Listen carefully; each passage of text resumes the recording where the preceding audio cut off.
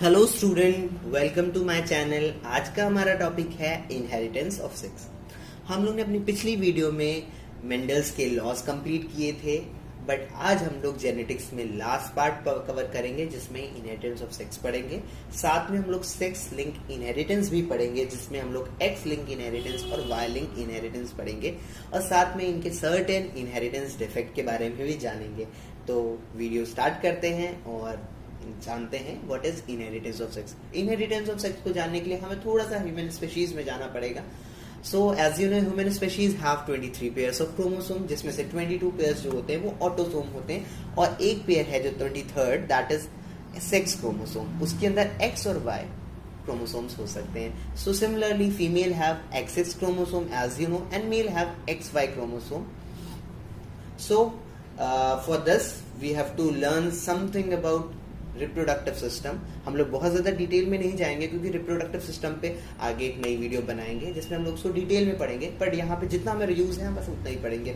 तो for that सबसे पहले हम लोग को जानना पड़ेगा कि फीमेल्स में एक प्यूबर्टी टाइम आता है जिसमें उनका मेंस्ट्रुअल साइकिल स्टार्ट होता है। उस मेंस्ट्रुअल साइकिल में क्या होता है, ओवरी में से ओवम रिलीज होता है। As you know, females have 2 ovary, one is right ovary and other is left ovary. और एक मेंस्ट्रुअल साइकिल में एक ही ओवरी एक्टिव होती है और वो एक ओवम को रिलीज करती है। This ovum having X chromosome specifically. And you know, at the time of puberty males में भी बहुत सारे चेंजेस आते हैं। उनके अंदर स्पर्म्स इजैकुलेशन स्टार्ट होता है, सही है। तो उसमें क्या होता है कि मेल्स के अंदर थोड़ा सा चेंजेस होते हैं। मेल्स के जो स्पर्म्स होते हैं they carry both the type of chromosome, either x और वाई। और जब भी इजैकुलेशन होता है तो बहुत सारे फ्लो में स्पर्म्स बाहर आते हैं और उनका टास्क क्या होता है, उनका टास्क यही होता है कि उस रेस में उसको जीतना है और सबसे पहले जाके उस ओवम से फ्यूज करना है और रिप्रोडक्शन को कंप्लीट करना है, जाइगोट को बनाना है। बेसिकली ये उनका टास्क होता है। तो वहां पे जो रेस होती है वो दोनों के साथ रेस होती है, मतलब वहां पे एक्स क्रोमोसोम भी दौड़ते हैं, वाई क्रोमोसोम भी दौड़ते हैं। उस दौड़ में काफी सारे क्रोमोसोम तो मर जाते हैं, काफी सारों की डेथ हो जाती है जो एबनॉर्मल टाइप होते हैं, और जो नॉर्मली स्पीड में होते हैं, जो हेल्दी होते हैं, वो आगे की तरफ मूव करते हैं और उनमें रेस होती है सबसे पहले पहुंचने की। जैसे हम लोग बचपन में करते थे, लाइफ में अभी भी होती रहती है वो रेस, बट सबसे पहली रेस बर्थ से पहले ही स्टार्ट हो जाती है मदर्स के वूड में। तो यहाँ पे इस रेस में जो सबसे पहले पहुंचता है वही जाके ओवम के साथ फ्यूज करता है और रिप्रोडक्शन कंप्लीट करता है। तो देखिए यहाँ पे मैंने इस डायग्राम में दिखाया है। यहाँ पे देखिए बहुत सारे क्रोमोसोम्स आ रहे थे, बहुत सारे स्पर्म्स आ रहे थे जिनके अंदर अपने अपने क्रोमोसोम्स थे, बट आपने ये देखा फाइनली क्या कि एक वाई क्रोमोसोम्स जाके ओवम से फ्यूज किया, जबकि एक्स बिल्कुल पास में था, बट रप्चर कौन कर पाया सबसे पहले, वाई। तो कौन जीता इस रेस में, वाई क्रोमोसोम। अब वाई क्रोमोसोम एक्स के साथ फ्यूज करेगा और क्या बनाएगा, एक्स वाई। सपोज करिए अगर ये वाई ना पहले पहुंचता, ये वाला एक्स पहले पहुंच जाता, तो क्या होता, सबसे पहले एक्स मिलता तो एक्स एक्स क्रोमोसोम बनता। अब क्या होता है कि एक बड़े से क्रोमोसोम अंदर जाता है तो वो लेयर दूसरी क्रोमोसोम्स मतलब दूसरे स्पर्म को अंदर आने के लिए रोक देती है, मतलब वो सिर्फ एक ही स्पर्म अंदर आ सकता है, वही फ्यूज होगा, बाकी उसके बाहर एक प्रोटेक्टिव लेयर बन जाती है और सारे जितने भी बाहर स्पर्म्स होते हैं वो डेड हो जाते हैं। सिर्फ एक ही स्पर्म ही आगे फर्टाइल कर पाता है उस ओवम को। सो आपने देखा इधर XX होगा तो फीमेल बनेगी और XY होगा तो मेल बनेगा। तो मैं आपको एक बहुत ही जेन्युइन बात बताना चाहता हूँ। कई बार आपने सुना होगा कि अगर लगातार डॉटर होने लग जाती है किसी की फैमिली में तो उसके पेरेंट्स मतलब मदर को, मतलब लेडी को कल्प्रिट मानते हैं और बहुत ज्यादा उसे सुनाते हैं। बट फ्रैंकली स्पीकिंग, आप मेडिकल स्टूडेंट हो, पढ़ाई कर रहे हो साइंस से, तो यू मस्ट बी नोइंग कि मदर और female never be responsible for a child, इधर it is a boy child और गर्ल चाइल्ड, क्योंकि मदर के पास तो सिर्फ एक्स ही क्रोमोसोम है ना, उसके पास तो वाई है ही नहीं, और एक्स वाई मिलेगा तभी मेल बनेगा। तो it totally depend on male कि उसमें उसके स्पर्म में सबसे पहला कौन सा स्पर्म आके फ्यूज कर रहा है, इधर एक्स क्रोमोसोम वाला या वाई क्रोमोसोम वाला। तो mother never be a culprit for the same. So अब हम लोग टॉपिक पे आते हैं और बात करते हैं हम आगे की sex link inheritance. Sex link inheritance को जानने के लिए सबसे पहले हम लोग इसकी डेफिनेशन को जानते हैं। सो इसकी डेफिनेशन का मतलब ये है कि both X and Y chromosomes have some exclusive allied और gene which transfer to their offsprings। Means X और वाई दोनों ही जो क्रोमोसोम्स हैं इनके अंदर कभी कदार एक एक्सप्रेसिव मतलब स्पेशली एक स्पेशल जीन जो होता है वो आके उनके क्रोमोसोम्स पे बैठ जाता है। अगर वो एक्स पे बैठता है तो एक्स लिंक इनहेरिटेंस हो जाता है, वाई पे बैठता है तो वाई लिंक इनहेरिटेंस हो जाता है, और जिस पे बैठता है वही आगे जब मतलब फ्यूजन करते हैं और कॉपुलेशन करते हैं तो वही जीन उनके ऑफस्प्रिंग्स में ट्रांसफर हो जाता है। तो इस फिनोमिना को कहते हैं सेक्स लिंक इनहेरिटेंस। अब हम लोग बात करते हैं what is X link inheritance and what is Y link inheritance. X link inheritance क्या होता है? इफ सम एक्सक्लूसिव एली और gene present on X chromosomes and absent on Y chromosome, then they exclusive allele pass to the offspring by X chromosome only. मतलब अगर कोई X chromosome के ऊपर कोई particular special type of gene बैठा है और दोनों एक्स और वाई के बीच में क्रॉसिंग होती है, तो वाई पे तो है ही नहीं वो, तो एक्स वाई के बीच में क्रॉसिंग होती है, उनके ऑफस्प्रिंग्स होते हैं, तो ये जो ऑफस्प्रिंग्स में ये जो जीन का ट्रांसफर होगा वो एक्स पे ही रहेगा, वो वाई पे नहीं जाएगा, क्योंकि वाई पे वो जा ही नहीं सकता, क्योंकि वो तो स्पेशली एक्स के लिए ही बना है।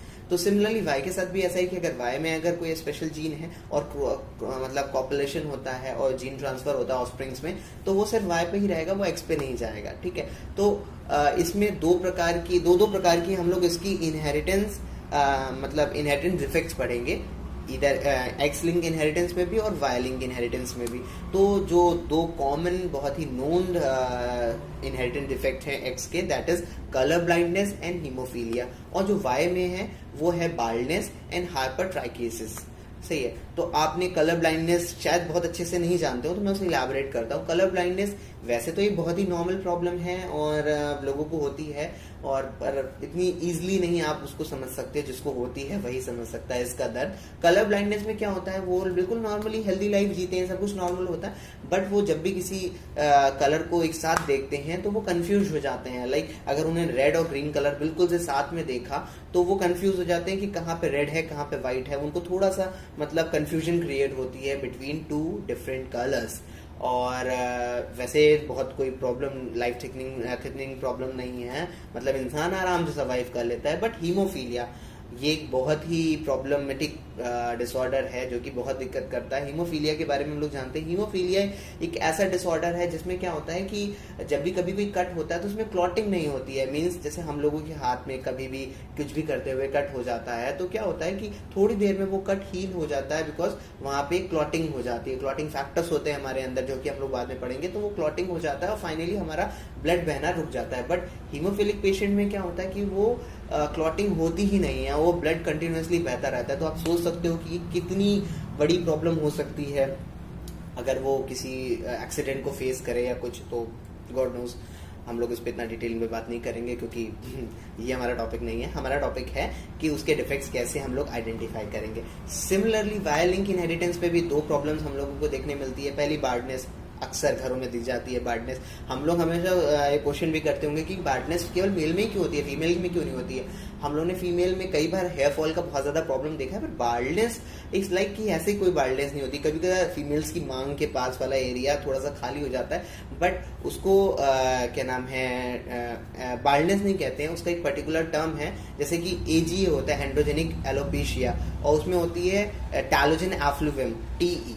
ठीक है, तो वो एक पर्टिकुलर डिसऑर्डर है, बट वो मतलब बाल्डनेस में नहीं काउंट होता है। वो थोड़ा सा मतलब लाइक जेनेटिक्स मतलब हार्मोनल इम्बैलेंस के कारण हो जाती है वो प्रॉब्लम, या बेसिकली आप कह सकते हो कि वो प्रॉब्लम हो जाती है जब कोई पेशेंट बहुत समय से हॉस्पिटलाइज हो या बहुत ज्यादा स्ट्रेस बढ़ा हो या पोल्यूशन हो, तो उस बेसिस पे वो सब प्रॉब्लम्स होती है। बट बेसिकली ये जो जीन है, स्पेसिफिक जीन ये जो है वो वाई क्रोमोसोम्स पे होता है, तो ये वाई क्रोमोसोम्स की प्रॉब्लम है। दूसरी ऐसे ही है हाइपरट्रैकेसिस। हाइपरट्रैकेसिस आपने कई बार नोटिस की होगी। कुछ एल्डर पेरेंट्स में क्या होता है कि आपने देखा होगा उनके कान के बाहरी सरफेस पे मतलब जो मतलब एक्सटर्नल एयर है उसमें हेयर ग्रोथ होने लग जाती है, कुछ अंदर से भी कान से बाहर की ओर बाल आने लग जाते हैं। देखने में थोड़ा बहुत ऑकवर्ड सा लगता है कि मतलब लोग इसकी केयर क्यों नहीं करते, but it's actually an defect जो कि मतलब मैनेजेबल है, कोई इतना बड़ा प्रॉब्लम नहीं है, कोई इतनी बड़ी इश्यूज नहीं है। तो अब हम लोग बात करते हैं एक बहुत ही सीरियस बात पे, that is normal, carrier and affected. Normal तो इंसान समझता है कि नॉर्मली सब लोग नॉर्मल होते हैं, अफेक्टेड भी इंसान समझता है कि जो उस प्रॉब्लम से झेल रहा है या जिसको वो प्रॉब्लम है वो अफेक्टेड होता है। बट यहाँ पे बात आती है कैरियर। कैरियर मीन्स लोगों को लगता है जो ट्रांसमिट करते हैं बीमारी को वो कैरियर कहलाता है, बट नहीं, ऐसा नहीं है। कैरियर का यहाँ पे बहुत ही प्यारा सा टर्म है जो कि समझना बहुत ज़रूरी है, कई बार लोग इसे नहीं समझते हैं। कैरियर इज लाइक कि उसके अंदर वो जीन होता है, मतलब अगर जीनोटिपिकली देखा जाए तो वो स्पेसिफिक जीन होता है उसके अंदर, बट फिजिकली मतलब फिनोटिपिकली वो उसके अंदर एक्टिव नहीं होता है। Means for example lady is suffering from colour blindness, तो वो कैसी अफेक्टेड है, but a lady who is having a gene of colour blindness, but वो उसकी जीन्स एक्सप्रेस कर रही है, बट उसका फिजिक्स में उसको मतलब कोई ऐसा कोई प्रॉब्लम नहीं है, उसको कभी भी कोई कलर ब्लाइंडनेस की प्रॉब्लम नहीं है। बट जब वो अपने बेबी को पैदा करती है, इधर बॉय और गर्ल, तो उसमें चांसेस हो सकते हैं कि वो कलर ब्लाइंड हो, क्योंकि उसके अंदर वो पर्टिकुलर जीन है।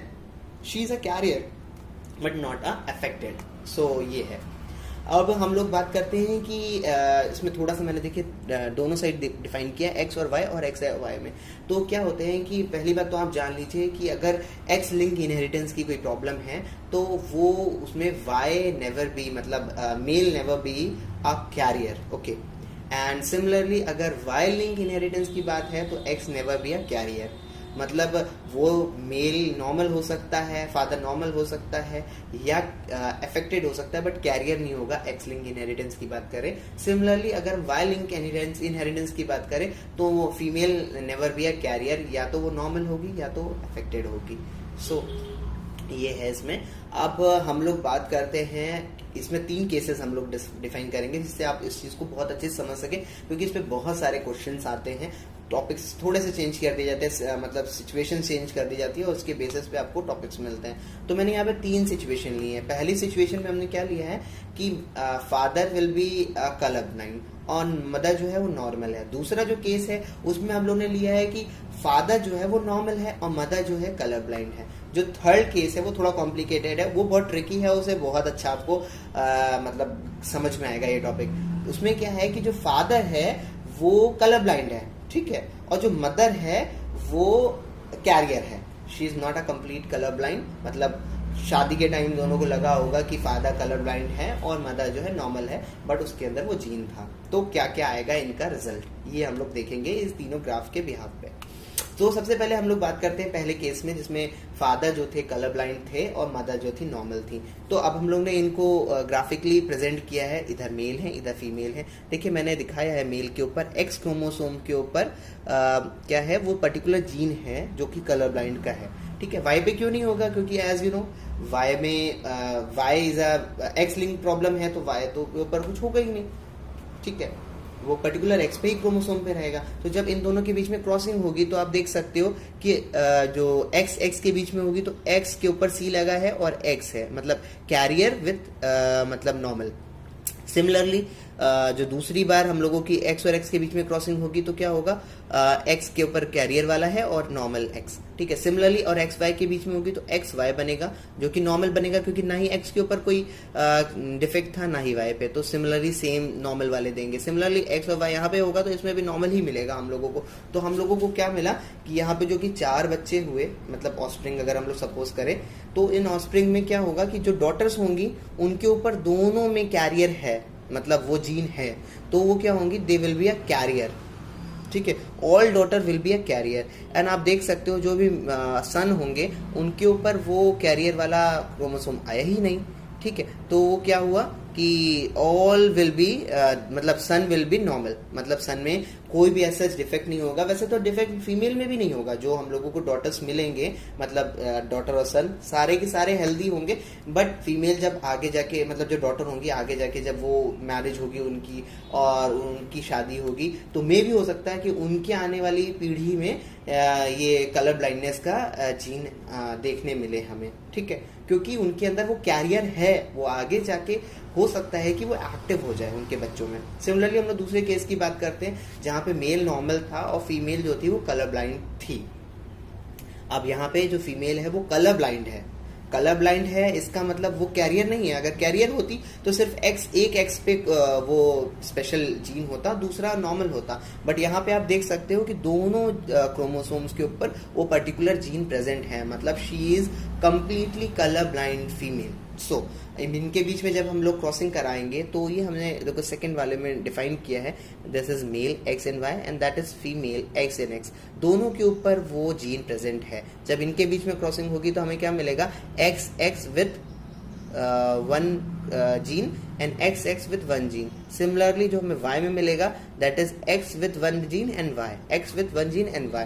अब आपको पता है कि Y के पास तो सिर्फ 2 ही क्रोमोसोम होते हैं, एक X और एक Y. उसके पास X क्रोमोसोम तो एक ही है और Y के अंदर ये कोई कैरेक्टर ही नहीं होता. तो सपोज कीजिए अगर उसके पास जो X मिला उसके ऊपर कोई पर्टिकुलर जीन है तो वो जीन जो है वो रिफ्लेक्ट करेगा. तो इट मीन्स कि हमें जो भी सन मतलब मिलेंगे ऑफस्प्रिंग्स में, सन जो मिलेंगे वो दोनों के दोनों ही कलर ब्लाइंड होने वाले हैं, क्योंकि उनके पास तो दूसरा X सपोर्टिंग वाला है ही नहीं जो उनको मतलब बचा सकता है इस कलर ब्लाइंडनेस से.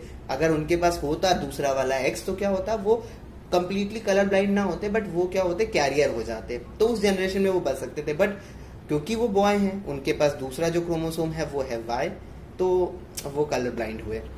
सिमिलरली जो उनकी डॉटर्स हुई, मतलब उनके ऑफस्प्रिंग्स में जो डॉटर्स हुई फर्स्ट जनरेशन में, उसमें क्या देखा गया कि डॉटर विल बी दिखने में physically they are normal but they are colour blind carrier. ठीक है, मतलब उनकी जब मैरिज होगी तो सिमिलरली वो भी आगे जाके उनके भी चांसेस हो सकते हैं कि उनके जो बच्चे हों कलर ब्लाइंड हो. अब हम लोग तीसरे केस की बात करते हैं. तीसरे केस में क्या है, the male will be a colour blind, जिसकी शादी होती है एक कैरियर कलर ब्लाइंड फीमेल से. मतलब फीमेल में फिजिकली कोई डिफेक्ट नहीं है बट उसके जीन में कलर ब्लाइंड का जीन है. जब इनके बीच में क्रॉसिंग होती है तो सिमिलरली हमने भी इसे ग्राफिकली वैसे ही प्रेजेंट किया है. तो आप देख सकते हैं डॉटर जो है XX with that particular gene, और दूसरी डॉटर मतलब 50% जो दूसरी डॉटर होंगी वो X with that particular gene and X with that particular gene. और सिमिलरली अगर Y की बात करें तो एक XY नॉर्मल आएगा क्योंकि ऊपर ये दोनों नॉर्मल है. अब इनके बीच में जब क्रॉसिंग होगी तो X with that particular gene और Y आएगा. तो हमें क्या मिलेगा रिजल्ट कि 50% जो डॉटर होंगी ऑफस्प्रिंग्स में वो कलर ब्लाइंड होंगी, क्योंकि उनके पास ऑप्शन ही नहीं बचा, दोनों X के ऊपर वो पर्टिकुलर जीन है तो वो कलर ब्लाइंड ही होनी है. सिमिलरली अगर 50% जो बची हुई डॉटर हैं वो कैरियर होंगी, फिजिकली तो वो नॉर्मल होंगी बट उनके जीन के अंदर दैट कलर ब्लाइंड का जीन होगा, आगे जाके उनको प्रॉब्लम हो सकती है. सिमिलरली आगे जाके मतलब उनके आगे वाली जनरेशन में प्रॉब्लम हो सकती है. मतलब ऐसा नहीं है कि वो नॉर्मल पैदा हो उसके बाद कलर ब्लाइंडनेस हो जाए, ऐसा नहीं है. सिमिलरली जो मेल होंगे उसमें 50% मेल जो होंगे वो बिल्कुल नॉर्मल होंगे, मतलब ना ही वो आगे जाके उनकी आगे जनरेशन में ये प्रॉब्लम आएगी. बट जो 50% होंगे वो कलर ब्लाइंड होंगे क्योंकि उनके पास बचने का ऑप्शन है नहीं, उनके पास दूसरा X फ्रेश वाला जीन नहीं है. So that is the third case. और लास्टली मैं आपको एक और चीज़ बताना चाहता हूँ कि हीमोफीलिया के केसेस में एक और कॉम्प्लिकेशंस आता है. एज यू नो कि उनका मेंस्ट्रुअल साइकिल होता है तो उनको हमेशा ब्लीडिंग होती रहती है. तो जो भी फीमेल्स मतलब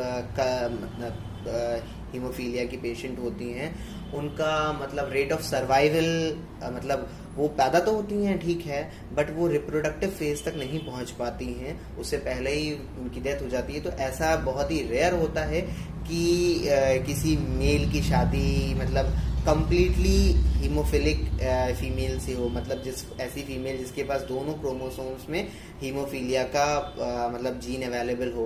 तो ऐसा बहुत ही रेयरली होता है, मतलब कुछ भी हो सकता है, वैसे तो नेचर है, भगवान के ऊपर डिपेंड करता है, बट देखा गया है जो अमूमन कि ऐसा नहीं हो पाता. तो जो हीमोफीलिया के केस में क्या होता है, जो भी फीमेल्स होती हैं वो ज़्यादातर कैरियर ही रहती हैं और उनकी जब नॉर्मल मतलब हेल्दी बॉय से साथ शादी होती है तो वो आगे जाके उनके ऑफस्प्रिंग्स में ये प्रॉब्लम देखने के लिए मिलती है. ठीक है, तो आज की वीडियो में इतना ही. अगर आपको मेरी वीडियो पसंद आई हो तो please do like, share with your friend and subscribe my channel, और लास्ट में बेल आइकन भी ज़रूर दबाइएगा सो दैट आने वाली अगली वीडियोज़ का अपडेशन आपको मिलता रहे. और आज हमारा जेनेटिक्स कंप्लीट होता है. अब हम लोग बॉटनी पार्ट में कवर करेंगे अगली वीडियो से. तो गुड बाय, टेक केयर.